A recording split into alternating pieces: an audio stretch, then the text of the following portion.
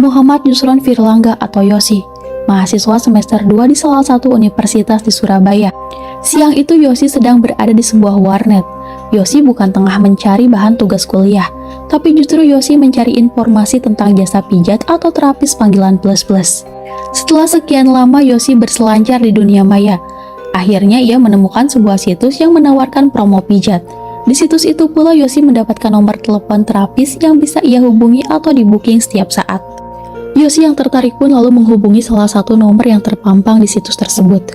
Tidak lama dari itu, Yosi pun dihubungi balik oleh terapis bernama panggilan Monik. Keduanya lalu bersepakat untuk bertemu pada Selasa 16 Juni 2020 sekitar pukul 7 malam di kawasan SPBU Citraland, Lidah Kulon, Surabaya. Di tempat itulah Yosi langsung menjemput Monik dan mengajak Monik ke rumah kontrakannya di Jalan Lidah Kulon, Lakar Santri, Surabaya. Saat itu kondisi rumah Yosi memang sepi. Sehari-harinya Yosi hanya tinggal dengan ibunya yang berstatus single parent dan adiknya yang masih kecil. Kebetulan hari itu ibu dan adiknya sedang berada di luar kota. Yosi dan Monik pun langsung tawar-menawar tarif. Akhirnya sepakat memberikan 950.000 kepada Monik untuk jasa pijat 1,5 jam. Tapi baru saja memijat sekitar 40 menit. Monik berhenti memijat dan meminta uang tips antara 200 hingga 300.000 rupiah. Saat itu Yosi merasa keberatan, sebab durasi pijat belum selesai, tapi Monik sudah meminta uang tips. Terlebih Yosi pun juga belum menyetubuhi Monik.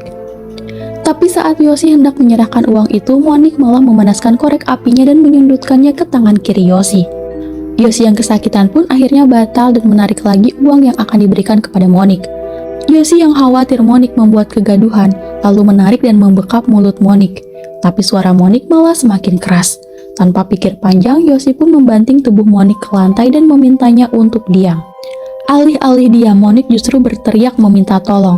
Yosi yang panik pun akhirnya mengambil pisau kemudian menusukkan ke leher Monik sebanyak 4 kali. Monik pun yang lemas kemudian menghembuskan nafas terakhir. Yosi sempat berencana untuk membakar mayat Monik dengan kompor listrik. Tapi saat api baru membakar kaki Monik, Yosi mengurungkan niatnya. Ia merasa iba dan khawatir api malah merembet dan membakar rumah kontrakannya tersebut. Akhirnya Yosi memasukkan mayat Monik ke dalam kardus besar bekas lemari es. Di sanalah Monik disembunyikan sementara. Penemuan mayat Monik di dalam kardus lemari es tersebut berdasarkan dari pacar Monik yang melaporkan atas hilangnya Monik ke kepolisian. Penemuan itu kemudian membuat geger warga, sedangkan Yosi sendiri diketahui telah kabur dari rumahnya. Tapi polisi dapat memburu dan berhasil meringkusnya di Ngoro, Mojokerto, tidak lebih dari 1 kali 24 jam. Di hadapan awak media dan polisi, Yosi mengakui semua perbuatannya.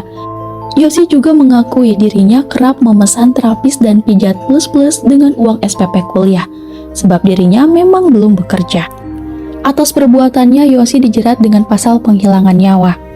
Kemudian pada tanggal 8 Desember 2020, hakim menjatuhkan vonis pidana penjara selama 10 tahun.